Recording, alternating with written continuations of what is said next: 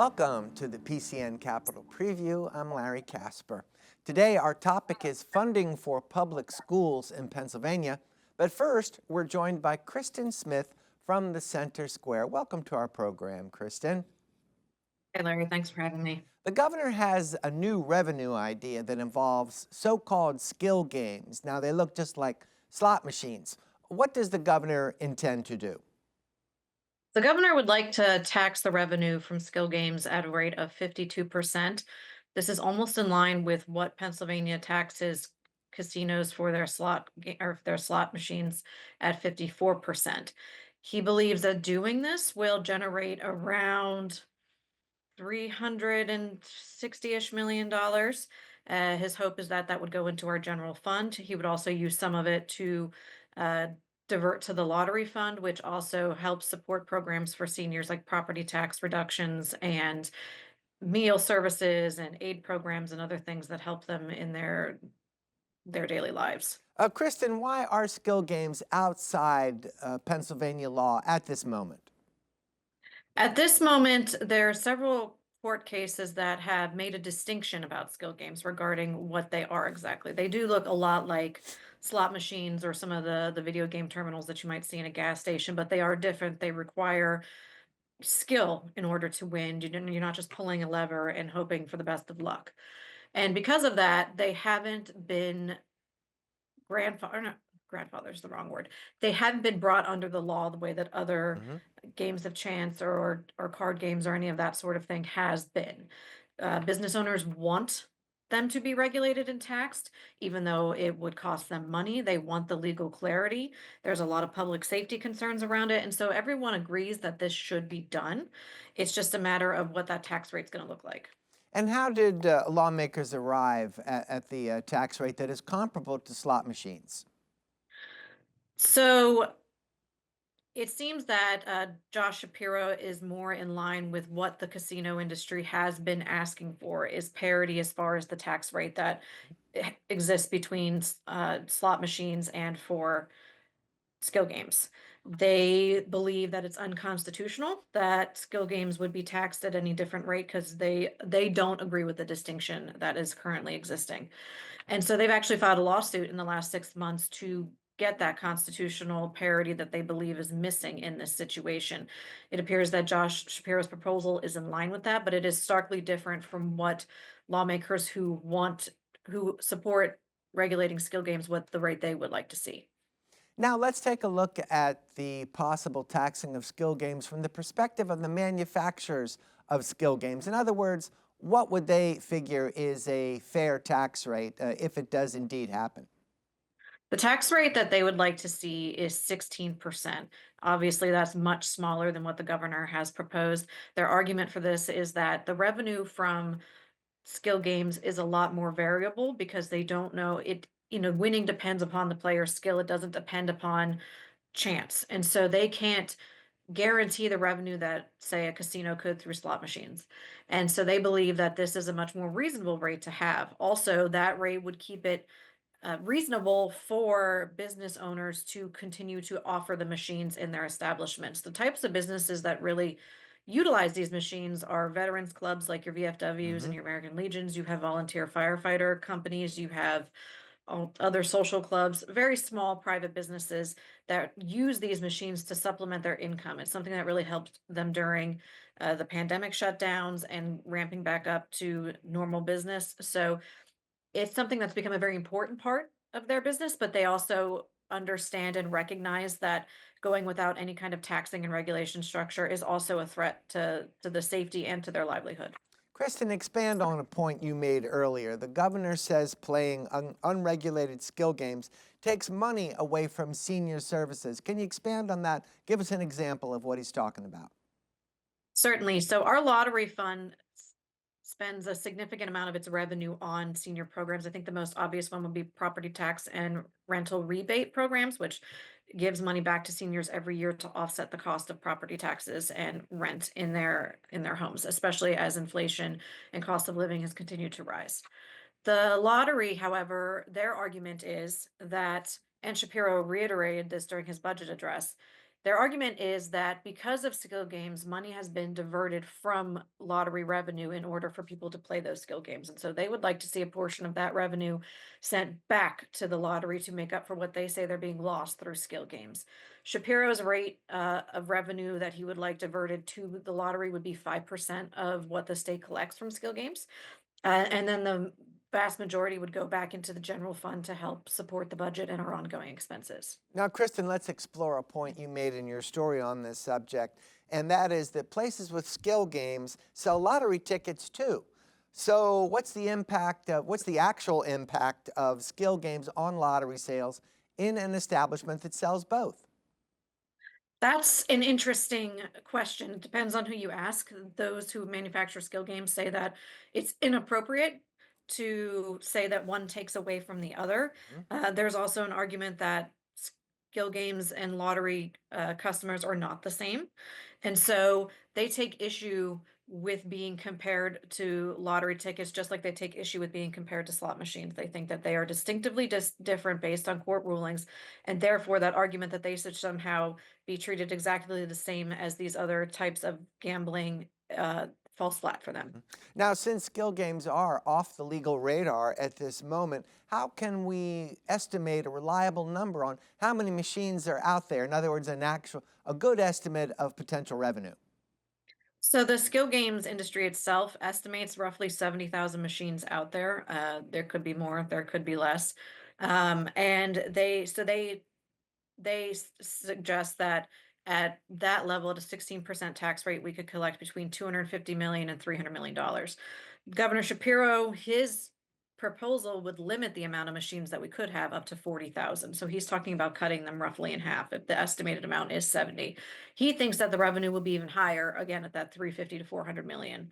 So as far as what we know to be true, the simple fact is we don't know how many Mhm. are out there. We have our best guesses, but the skill games industry is saying if we adopt the higher tax rate and we limit the number of machines, there's absolutely no way that we're going to get the governor's anticipated revenue. Now, Senator Gene Yaw, Kristen, makes an interesting point on this subject. He says that the higher the tax rate, a very high tax rate, will bring in less revenue. So it seems like there's a balance involved for finding that perfect figure. Yes, he was very angered by the governor's proposal with skill games. He felt that it was a slap in the face to the veterans organizations and that it wasn't a serious offer. He thinks that any serious offer would not be at a rate level that high. And so for him, he believes that anything even approaching that 52% would make it impossible for these organizations to continue to have skill games. They would just simply get rid of them, shut down. And there is some argument from the skill games industry and the lawmakers who support them, like Yah, who says that's the entire point of a tax rate this high is to kill the competition and make skill games effectively banned in Pennsylvania because no one can really afford to have them in their business. Last question, Kristen. Let's say the perfect figure is arrived at and these games are taxed. How significant a dent would the revenue from skill games make in our overall budget? Try to give us some perspective of how much relief it might offer. So we have a $3 billion structural deficit, which means that we are spending 3 billion more than what we are anticipated to make. And we're talking about revenue from skill games being between 300 and 400 million. So that is a very small share of what we would need in order to cover our expenses year through year. And that is just, and it's not even a revenue that we have passed or that we're close to passing. So it's one idea. It's not certainly going to bridge the gap by any means. Depending on where you stand, it could be a band-aid over a bullet hole, really. Thank you, Kristen Smith from the Center Square. Thanks. More of the PCN Capitol Preview after a short break. Welcome back. Our guest is the Majority Chair of the PA House Education Committee, Representative Peter Schweyer. Welcome to our program. Thank you so much. It's always so good to be with you and your audience. I enjoy this program quite a bit. So thank you. Representative, how much money is Governor Shapiro proposing for schools in his new state budget proposal? Well, when you take everything into consideration, it starts with a continuation of what we did last year.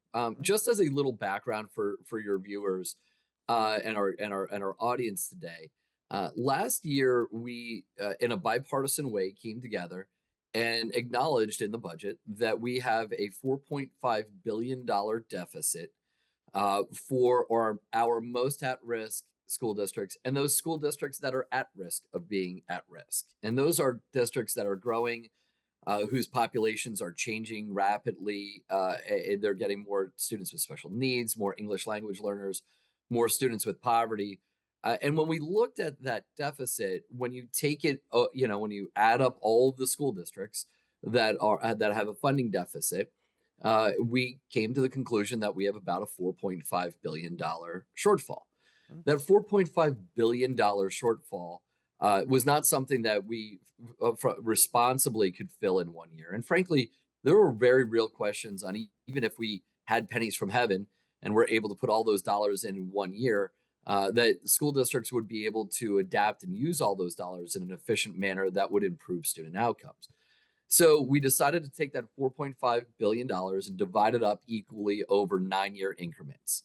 So last year we had about a little bit more than $500 million specifically for year one of that catch-up money called the Adequacy Fund.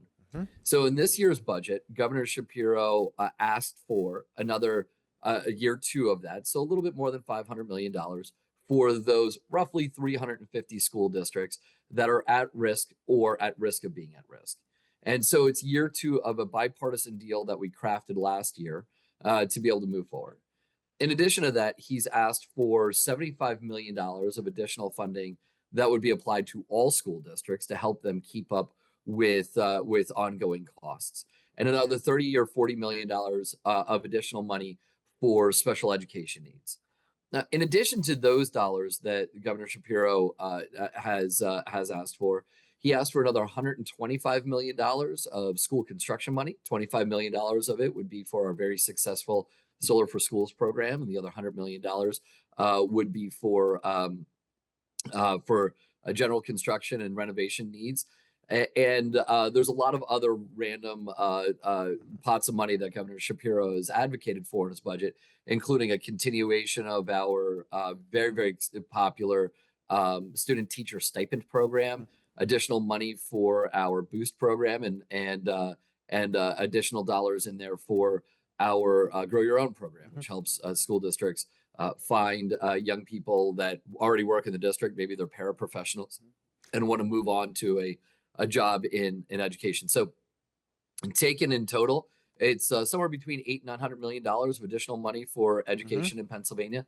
Again, depending on what you're counting as new money versus money that we had last year. And all in all, it's a very strong start to the budget process, at least as it relates to education spending in Pennsylvania. Well, Representative, before we explore the details of the governor's proposal, let's go back to that figure you cited a few minutes ago, which is that $4.5 billion deficit for education. And then that has to be done over a course of several years to fill what legislators are calling an adequacy gap. Tell us more about how that was established. It's a great question, and I think it's an important one. 11 years ago, well, actually, at this point in time, almost 12 years ago, a group of school districts and community activists and education professionals sued the Commonwealth of Pennsylvania for an inadequate and inequitable way of distributing money. And let me just stop talking like a lawyer or a policymaker for a second, if I could, and talk like a human being here for a second. We all know that if you live in one school district, that sometimes literally the district adjacent to it is considered to be better and wealthier. And I have a real life example of this. So I represent 3 school districts. One of my school districts is the East Penn School District. The East Penn School District is a remarkable school district. Their high school, and I just visited it yesterday, their high school has engineering classes and architecture classes. The building is modern and bright. It is fully handicapped accessible. They have new gymnasium. They have all those amenities. They have an emotional support dog that walks around that school and helps, calm the students down. Literally across the street, and the street is 31st Street Southwest. If you are to the east of that, you're in the Allentown School District. Now, I'm intimately familiar with the Allentown School District, as not only do I represent it, but my children are students in the Allentown School District. Historically, one of the most at-risk school districts in the Commonwealth of Pennsylvania. My daughter's high school was built in 1917. There's paint peeling off the walls. It's not handicapped accessible, at least not fully handicapped accessible. We have massive problems in our gym facilities, our classroom facilities, our locker facilities, our bathroom facilities. And when we have extra resources for school construction, we're like fixing the heat system. Whereas more affluent school districts are able to add to to a school building, not just keep up with the very basics. Those sorts of illustrations happen across Pennsylvania, and a group of school districts and activists and such sued Pennsylvania and saying what you're doing there is just fundamentally unconstitutional.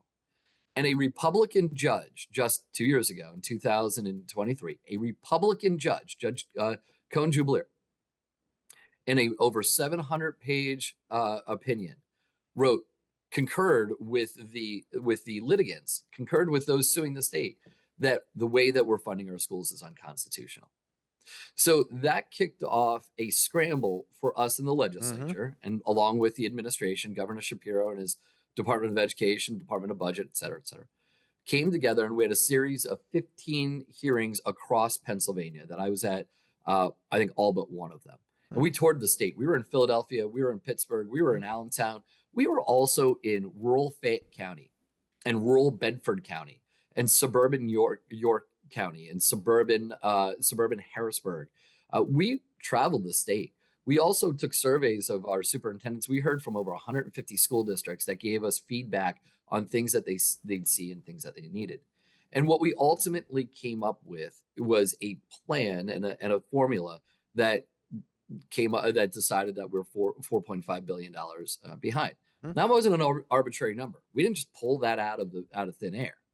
What we did was we looked at the school districts that are making the minimum adequacy. What that means, let me explain what that means. 70% of a student body is supposed to achieve, basically a passing level on your math scores and your reading scores. That's our goal. So a school district is supposed to have, again, 7 out of 10 kids are supposed to be able to be at least proficient, is the language that we use in education. We took the school districts that are proficient, and we said, okay, let's look at their spend per pupil. We took out the most extreme, the highest ends, like the really, really wealthy school districts. We kind of put them to the side. They were the statistical outlier, but we just kind of put them to the side. And then we created a baseline. And we leveled onto it something that we've been doing a long time, which is understanding that not every student has the same learning style, has the same learning needs. Kids in poverty, whether it's urban poverty, have very, very different needs than a wealthy child that grows up in the suburbs of Philadelphia, grows up on the main line. We also know that extreme rural poverty have very, very different needs than urban poverty. Transportation needs, for example. Technology needs, for example. Access to broadband is very difficult in a lot of these spots. So we understand that there are different costs associated with them. Children whose first language isn't English. In my home school district, I have 26 languages and dialects spoken from 51 nations of origin in the Allentown School District, at least by last count that I've seen. And so we know that those students have different needs and therefore costs associated with them to be able to educate them properly. Representative, what kind of adjustments? What kind of adjustments are you talking about exactly? As far as admitting students in who have not learned English yet? Well, think about it. So when you're moving from another nation to the United States, you're immigrating here legally. We have, again, in Allentown, we have students from obviously Dominican Republic and Mexico and places south, but we also have students from the Horn of Africa. I I know of four students, two from Ethiopia and two from Eritrea, from the Horn of Africa, came to the United States, emigrated here legally, of course. And not only did they not speak English or even like Spanish or another, European dialect, but they were in a school that they went home for lunch to take care of their brothers and sisters. Think about what you and I and all of our listeners here fundamentally understand what a school bell means. But if you've never been in a school that has bells, is that a fire alarm? Is that something else? How do you know when to go to the bathroom? How do you know when to change classes? How do you know when lunchtime is? How do you pick up a school bus? Those cultural things that we often take for granted because, you and I were raised in the American school system. We understand how that works. Those students need all of those supports. And it's not just simply language. Also, many of these kids are coming from war-torn areas. We have a growing Polish population in the Allentown School District, a growing Polish immigrant population here in Allentown. They're coming from the borderlands with Ukraine. These are folks that are sending their children here because they're genuinely worried about like an errant bomb detonating over their homes and their communities. We have folks coming from war-torn areas of the world like El Salvador and places like that, or Haiti, which is just an absolute catastrophe right now, where kids not only don't speak English, they also didn't have a quality education starting in third, fourth, fifth, 5 years old. They don't have those cultural concerns, and they're also dealing with massive PTSD or other types of trauma that we have to help them get their arms around. Representative, I Yeah. think you've adequately established the need for these students that don't speak English. So related to the state budget and what it means to funding, and specifically what it should do to accommodate these students with these challenges. Yeah. So what we did in the formula is that we account for it. We give what's called an added weight to those students, or those students in poverty, those students that have massive transportation needs. And that created a baseline funding for the amount of money that each school district should be spending. And so once we established how much a school district should be spending, we simply subtracted that from how much they actually are spending from how much they should be spending. And that was the delta. That was the deficiency in spending in a particular school district. We added up all those school districts and came up with $4.5 billion. And so that's how we got to that number. We fundamentally understood that not every child learns the same way. You can categorize students as special education needs, students in poverty, students with English language learners, et cetera, et cetera. We came up with a rough number of how much more each one of those kids needs to be successful. And then we give the school districts the resources that they need to be able to address their specific need in their specific community. I think that's an important part. We're not here in Harrisburg. Listen, I know a lot of superintendents. I know a lot of school board members. I've visited a lot of school districts outside of the Lehigh Valley, the ones that I represent. But I'm not here to tell the Chadds Ford School District what they need. I'm not here to tell the Duquesne School District what they need, or the Erie School District what they need. I'm here to provide them with the appropriate resources so that the local school board members, the superintendent, the principal, and all the and their executive team, I'm here to give them what they need so that they can make the best decisions possible out at the priorities that represent what they need in their district and what will be most effective for those students to be successful. So that's really what we did. Representative, let's go back to the basics of this conversation and Sure. talk more about that $4.5 billion deficit for education you alluded to. Now, we know there was an increase last year. We know there's going to be an increase this year. So if increases continue at the present rate, how soon will that adequacy gap be filled in? 9 years. 9 years total is the plan. We've already completed year one. We're year two of a 9-year plan. Now, are you satisfied personally with a 9-year timeline? It seems that kids obviously go into school and they're out in no time. To adults, that might not seem like a long time. Well, the short answer is I would have loved to have seen it over 5 years or 7 years.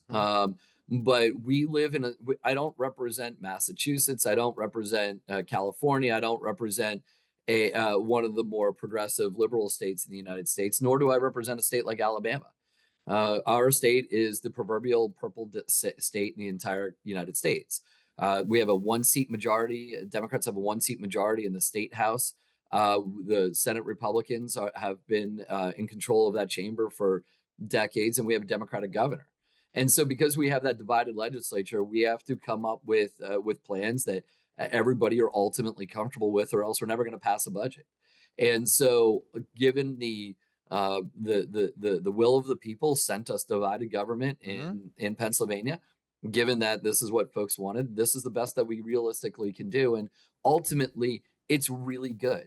And more importantly than how I personally feel, the folks who sued Pennsylvania, the litigants in that case, have tacitly signed on to this. So whereas they also would have preferred a 5-year phase in or a 7-year phase in, they've decided that so long as we keep up our end of the bargain and continue to invest another $500 million a year specifically for those at-risk school districts while keeping up our typical obligations, they are not going to take us back to court. What are the governor's plans for special education funding in his new proposal? Yeah, there's tens of millions of dollars more that will be sent out in the manner that we typically send it out. So it's based on a formula that allows school districts based on a number of factors: relative wealth, total population of children with special needs, et cetera, et cetera. So it's the same formula. It's nothing different. It's what we've been doing. There's additional money in there. Now, it is always possible that the special education and the regular dollars that we send out to all school districts gets adjusted during the budget process. And certainly, if that happens, I think that's ultimately a good thing. But what Governor Shapiro is prioritizing, and I applaud him for this, is making sure that we help those school districts catch up. And that has to be our priority. We have a court order to make that our priority. And ultimately, I'm very excited about that. All right, thank you, Representative Schweyer. I'm going to give you a break just for a minute while we look at program notes for here on PCN. On the issues this week, the cost of electricity is the topic when Asim Haq from the PJM Interconnection joins us tomorrow at 7 p.m. Then right after that, Senator Tracy Pennycook has a proposal that would require Pennsylvanians to show identification every time they cast a vote. She'll explain tomorrow at 7:30 p.m. On Journalist Roundtable this week, our guests will be Boris Krochniak from WVIA, Kate Huang-Pu from Spotlight PA, and Justin Schweitzer from City and State PA. They'll be here on Thursday at 7 p.m. A game of the week, high school basketball. Father Judge takes on St. Joseph's Prep on Friday at 7 p.m. here on PCN. Coverage courtesy of the Sports Fan Base Network. The public affairs coverage you watch on PCN TV is now free of charge on the internet. Go to PCNTV.com and check out our streaming service, PCN Select. PCN is Everything Pennsylvania. We're a 501c3 nonprofit television network that relies on viewers and donors like you. To make a donation, visit PCNTV.com. Representative Peter Schweyer is our guest today. He's the Majority Chair of the Education Committee in the House. Let's move on to something called the Student Teacher Stipend Program. What is that? Why is it important, Representative? Overwhelmingly popular, not only with legislators, both Democrats and Republicans, but overwhelmingly popular with students. So we have a massive teacher shortage in Pennsylvania. We just simply can't recruit enough young people or second career folks to come into the classroom. And there's a whole host of reasons for it. My committee will be laying out a package of legislation to try to reduce barriers and create new career pathways for folks to get into the field of education. But historically, one of the biggest barriers, one of the biggest challenges that folks have to getting in the classroom is that 3 months when they are actually student teaching. So when you're in college, if you're a typical kid who graduates from high school at the age of 18 and goes off to one of our great schools, one of our great universities here in Pennsylvania, you have your living expenses, you have your food expenses. It's all factored into your budget. But when you go to student teach, you have to jump in your car, in many cases drive 50, 60 miles away from where you live to go and become a student teacher. You're just like every other teacher, you're expending you're laying out some dollars on your own to be able to do that. And the host teacher often has to spend a little bit of money in their classroom to try to help accommodate that student teacher. All of these dollars add up. And so the ability for somebody to draw down 4 grand, 5 grand, a couple $1,000 to be able to help offset those costs is really, really important for them.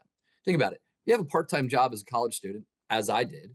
Actually, I worked full-time my first 2 years in college. When you have a job to try to offset your college funds, and now you all of a sudden can't go to that job, you're losing money, and it makes it very, very difficult for somebody to get into the classroom.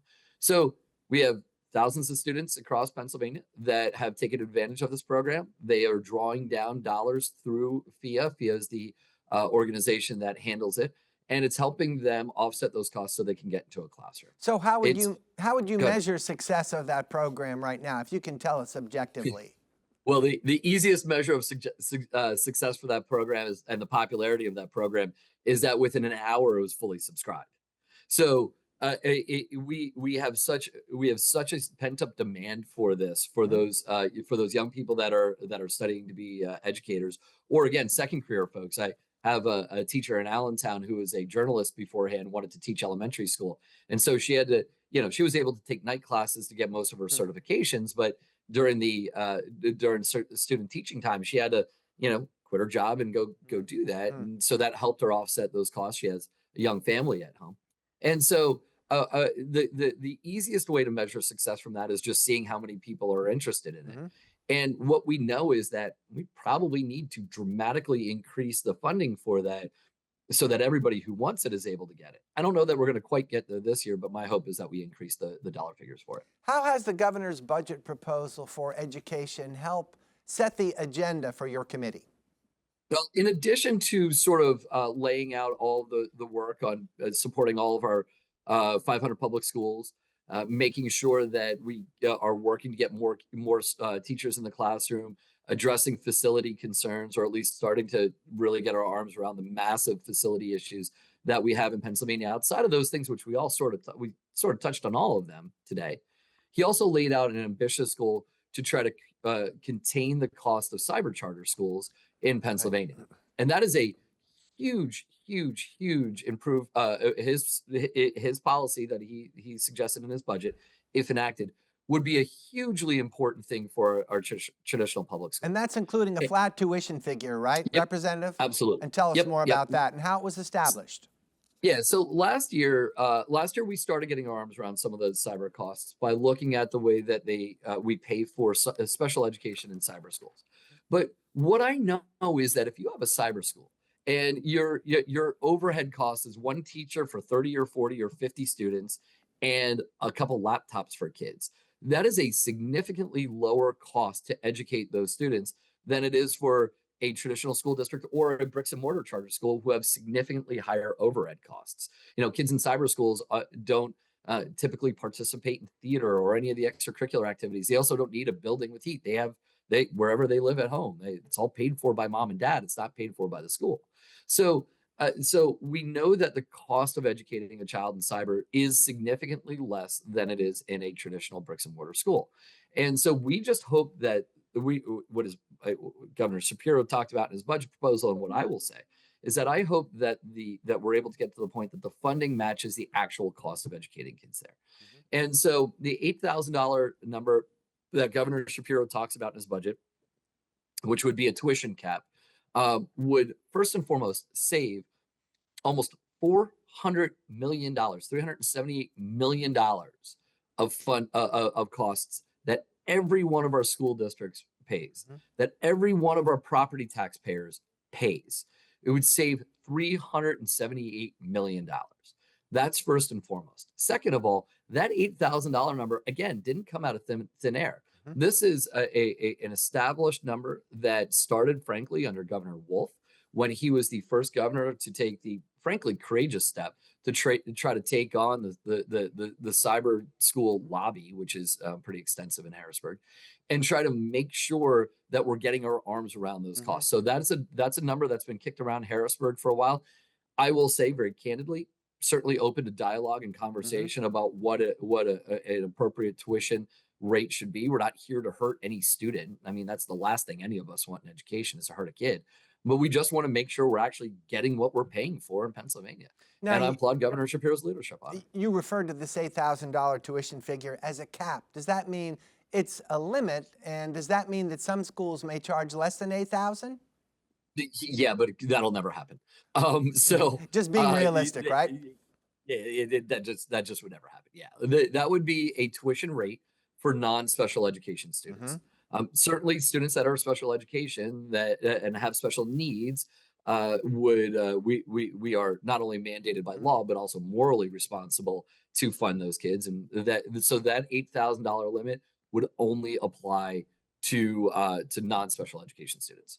So let's take a look at the education budget from the perspective of Republicans. They said immediately after his proposal last week that the governor is overestimating projecting revenues. How do you respond to that? So I served on the Appropriations Committee for 8 years in the legislature. I served in that role as a member of the minority. I was majority chair of education. I have heard the sky is falling from frankly, not just Republicans, but budget experts for 11 years now. The fact of the matter is we have the highest amount of revenue coming into the Commonwealth of Pennsylvania that we've seen in generations. We have a rainy day fund in the billions of dollars, which means we have a very real budget surplus that we can use to fund everything from reoccurring expenses, but also one-time expenses. When I first got to the legislature, we had a pension crisis. When the year I was elected to the legislature, we had $64,000 in our savings account. That is a prize on a game show. That was it. We had no money, but because we were very, very judicious in the way that we budgeted, we were very, very judicious in the way that we spent our money. We have improved our economy in Pennsylvania. We weathered COVID extraordinarily well. We spent our money in a fiscally prudent manner, and now it's time for us to be able to truly invest in education. So I've heard that for a while. I look at the budget, the revenue projections as closely as anybody else, and I'm confident that we're able to do this. Now, I will say, Governor Shapiro's budget also was contingent on the Senate Republicans stepping up to the plate, finally taxing and regulating games of skill, looking at adult use cannabis, looking at a minimum wage increase. All of those things will improve our financial picture for the Commonwealth. None of those are a tax increase. Nowhere in Governor Shapiro's budget. And in fact, he's asking for an accelerated decrease in certain taxes. All of that is meant to improve our state's economy, to bring in revenue that, frankly, we should just be bringing in revenue on adult use cannabis and games of skill, and making sure that the people at the lowest end of the socioeconomic spectrum are able to get a raise. None of those things should be particularly controversial, and frankly, it'll just require the Senate leadership to be, to take on some kind of difficult conversations with their own members. But House Democrats are ready and willing to work with the governor and our friends in the Senate, Republican leadership, to be able to get those things accomplished.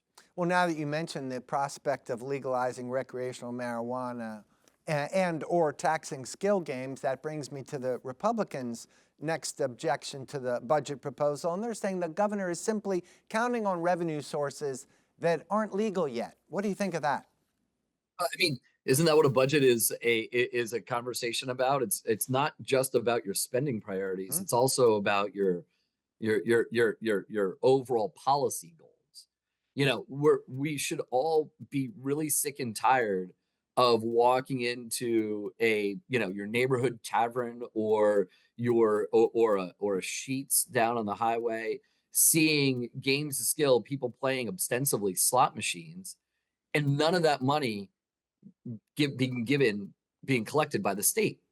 Like, we should be tired of that. When you go to Sands Casino or Hollywood Casino, We have a tax rate of over 54%. More than half the revenue generated at those places comes back to the taxpayers of Pennsylvania.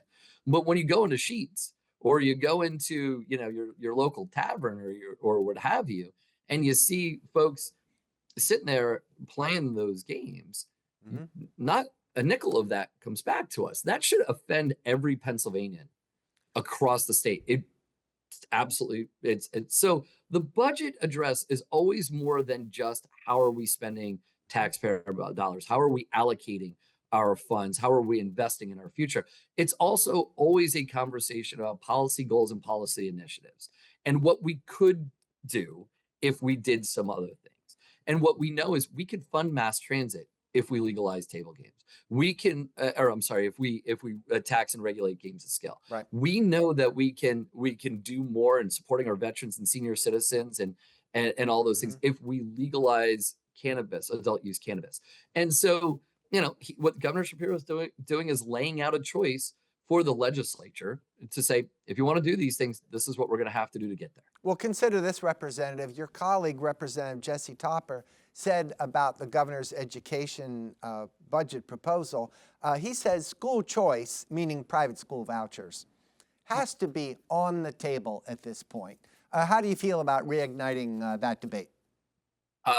Leader Topper and I vehemently disagree on the issue of school vouchers, but for those folks who still fundamentally believe in some level of school choice, here's what I know: we have bricks and mortar charter schools across Pennsylvania where tens of thousands of students attend. Commonwealth Charter Academy, which I have some concerns about, has over 33,000 students that attend that school. They're not traditional public schools. We allocate hundreds of millions of dollars a year into the Educational Improvement Tax Credit Program that provides scholarships for kids to go to Catholic schools, Jewish day schools, other parochial schools, other private schools. And so there are many, many options for a parent to be able to make a decision for their child. So I fundamentally think that the conversation is, stupid Harrisburg talk, because what we need to do is take a step back and see all of the options that are already available and funded by taxpayers in Pennsylvania, where a parent can make a decision for their child. Now, I'm a supporter of our traditional public schools. I'm a public school parent. My students are in one of those traditionally disadvantaged school districts, and my daughter is off to college next year because you can still get a remarkable education there. And overwhelmingly, 9 out of every 10 students in Pennsylvania goes to a traditional public school. So it's great to talk about defunding our schools and trying to get more kids into, parochial or religious or based schools. We have avenues for people to do that. But if we are not prioritizing the overwhelming majority of students and the schools that the overwhelming majority of students choose to go to, then we're doing something fundamentally wrong. We should be supporting the 90% over the 10% every single day that we can twice. Representative, can you give us a short review on a dispute that happened in the legislature, and it had to do with the school vouchers, and Governor Shapiro had apparently worked out some kind of deal with his own party in the House, and then it collapsed. Tell us briefly what happened there. Well, I don't know that I agree with the very premise of that conversation, and I will, or that statement. I don't know that he ever had to deal with the House Democrats on anything that sounded like vouchers. I certainly was not privy to those conversations, and I have no idea what may have transpired in terms Put it of this way, conversations. Representative, what did put the brakes on school vouchers back then? I will tell you that the House Democrats opposed the plan, and so you can't get a budget deal done without the House and Senate agreeing to something. I'm not going to pretend to have been in conversations with the Senate leadership and the governor. I'm not in budget negotiations. It would be disingenuous for me to say that I was, but I can tell you that House Democrats had severe concerns about about what was then known as the past scholarship plan.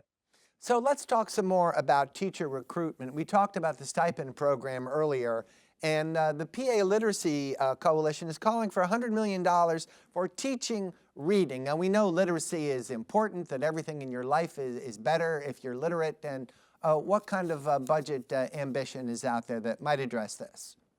Yeah, so what's interesting about that is that's actually not necessarily to address the teacher shortage. That is to address a very real concern that Democrats and Republicans have, that our literacy scores are woefully low compared to some neighboring states. And there's some really interesting data and there's some really interesting analysis going on about why. One of the things that we have been extremely successful in Pennsylvania is 3 out of the last 4 budget seasons. Not only have we dramatically increased funding for our schools, but we've put in there a series of literacy of changes to the way that we teach reading, reading and writing in Pennsylvania, to move towards what's called phonetic-based education. And so so there are already a number of steps. We passed a bill that was sponsored by then Senator Ryan Ahmet last year. We came to a bipartisan agreement on that to move the state towards more literacy focus. Now, and I've told advocates of this plan the same thing that I'll tell our viewers today. Now, I strongly support additional dollars going to literacy, but my preference is to make sure that we're funding our schools adequately first. That the most important thing that we can do is make sure that we continue that 9-year plan of funding our schools, and make sure that our school districts are using those dollars in the most effective way possible, to make sure that we're getting something for our investment, that kids are actually learning and our student achievements are increasing. So instead of carving things up into little buckets of money that frankly are easy to cut if we are ever in a financial crisis, I want to make sure that we're funding our schools adequately and trust the professionals to make sure they're doing the right things. But I'm absolutely open to the conversation. It is a very real conversation that we need to have. And it's a goal that is not only laudable, but it's also a goal that's very, very much on everybody's radar screen. We all support. Representative, here's another expense to consider.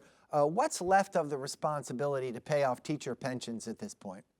We're actually, in relatively speaking, very good shape on teacher pensions. We made a decision 7-8 years ago to change the way that folks are coming in, and and what kind of retirement package that teachers have. But most importantly, the biggest decision that we made is that we decided to pay our share of teacher pensions ever since the beginning of the Wolf administration to today. Gone are the days where the state is pretending like we don't actually owe those retirees money.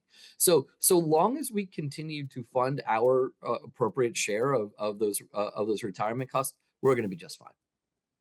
On which point do you figure, Representative, the governor will meet the most resistance as far as his proposed budget is concerned?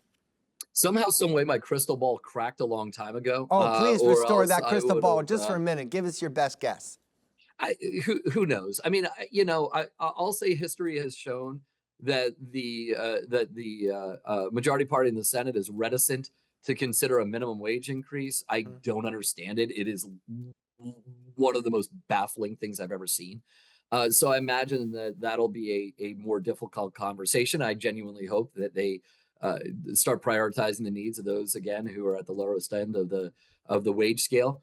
My guess is that adult use cannabis are going to be the heaviest lifts for them in their caucus. But again, something can always blow up at any point in time, and so that's got to be the fun parts of the budget. And it's important for our viewers to realize that the budget proposal is just that, a proposal. Day one of a 5-month process or 4-month process of negotiating, and candidly, one of the things that genuinely does happen. I mean, I know viewers back home who may be cynical about politics might say something to the effect of, yeah, politics is just going to get in the way of passing the budget on time. But there are real life factors that happen too, right? Like we could see a spike in revenue. We could see an economic downturn in the next 3 months. We can have, and this is distinctly likely, massive changes with our relationship with the federal government that I'm not going to pretend to know what they're going to be. But if the feds cut their spending pretty significantly, that can impact us too. So it's the start of a process, understanding that a lot can change in the next 4 months, and not just sort of the cynical view of politics, but real life economic changes, positive, negative, or otherwise. Our guest has been the majority chair of the PA House Education Committee, Representative Peter Schweyer. Thank you for being here. It's absolutely my pleasure. Thank you so much. PCN's Ellen Frantz talked to Representative Jamie Flick about permitting cameras in the courtroom. Welcome to our program. You are introducing legislation to allow cameras in courtrooms in Pennsylvania. Which courts are included under this bill? Hi, Ellen. Well, first of all, thank you to PCN for inviting me in today. I'm State Representative Jamie Flick. So the courts that we're focusing on and that we've done studies on and surveys are the Court of Common Pleas. And I'm out of Union County and Lycoming County in the middle part of the state. So Courts of Common Pleas is the initial focus. What inspired you to propose this bill? I would say that the public. So again, we did a survey. 92% of the respondents thought it's a good idea to have cameras in the courtroom. Some of the language from some of the constituents was very, very strong, as they felt when their loved ones or they themselves were in the courtroom that they were mistreated, and they would have just loved to have video. So part of that I think we may not have intended to go over is not just the language when a judge does his order and opinion, but it's the body language that you don't see when you read a transcript, right? You get a copy of transcript, you read it, and some of these judges know how to maneuver and how to word those orders to make it seem innocuous, I guess you could say. Whereas if you had a camera in the courtroom and you saw some of the flailing by some of these judges and the body language and the rolling of the eyes and the continuous interrupting by the court, you might have a different viewpoint of it. So How would having cameras affect, the legal process and the work of the lawyers? yeah, well, I've talked to a number of lawyers that are in favor of it. So it's more the courts themselves, the judges themselves that are not in favor. I think it's telling that 45 of the 50 states do have access to cameras in the courtroom. So we're one of only 5 states without cameras in the courtroom. And that varies depending on what study you look at and which court systems, as you alluded to, you may entertain or you may think about it. But if you look way back, Pennsylvania is certainly, sadly, leads the nation right up there with Illinois with corruption in the courtrooms. You go back over the last few decades, even much shorter than that with the Kids for Cash scandal in the northern part of the state. So we are not highly graded in being ethical in our court systems, starting at the top. We've had a couple attorney generals spend time in prison, so much needed. How will people be able to access these recordings? Yeah, we've got work to do on that. So I think what I would like to do, what I would want my legislation to do is just start with a pilot study. Let's just take maybe 4 or 5 different counties throughout the Commonwealth, anything from one large county to one of the smallest counties, whether that's Cameron County, Elk County, Potter County, whatever county we would choose or whoever would volunteer.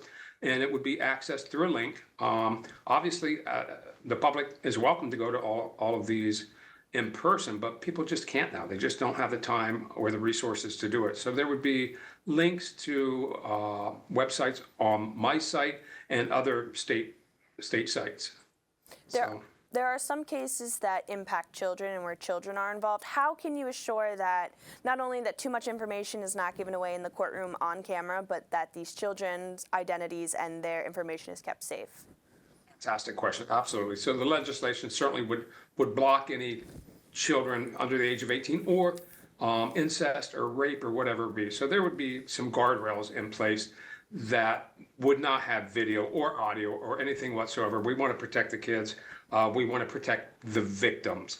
So certainly we would put those guardrails in place. Some viewers may be familiar with PCN's not live, but recorded court coverage. How does this bill differentiate from the coverage that PCN does? Yeah, another good question, Ellen. Personally, I'd love to get with PCN and exactly see the language and what it is that you guys do. But ours are, I don't want to say run of the mill, because these cases are critical to everybody.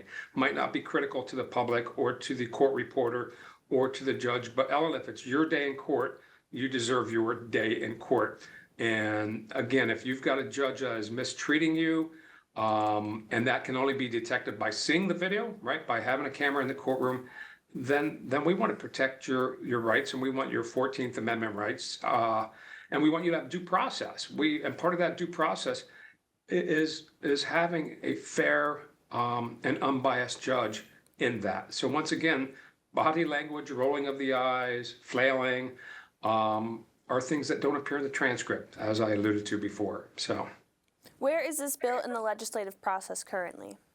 well, it was introduced last session, and as you know, we just started a new session, so we're on day 2 or day 3 of the new session. And for those watching that may not know this, after each session, bills that did not pass, which is a whopping 97% of them, get reintroduced because we have new House members coming in. We have House members that have lost or have retired, so we can't use those co-sponsorships. So right now, it was just introduced the legislation for it. I'm now garnering support from my colleagues on both sides of the aisle. And once I get enough support, that it will then get assigned to a committee. It could be the Judiciary Committee, and then I will lobby the Judiciary Committee to get a hearing on this and move forward. It's a unfortunately, and I've only in my second term, but things at the government pace are things at a snail's pace. I have learned that, if nothing else. Representative Jamie Flick, thank you for your time. All right, thanks, Ellen. Have a great day. Thanks to Ellen for that interview. Before we go, a reminder about On the Issues this week. The cost of electricity is the topic when Asim Haq from the PJM Interconnection joins us tomorrow at 7 p.m. Then, right after that, Senator Tracy Pennycook has a proposal that would require Pennsylvanians to show identification every time they cast a vote. She'll explain tomorrow at 7:30 p.m. That's it for the PCN Capitol Preview this week. I'm Larry Casper. Thanks for watching.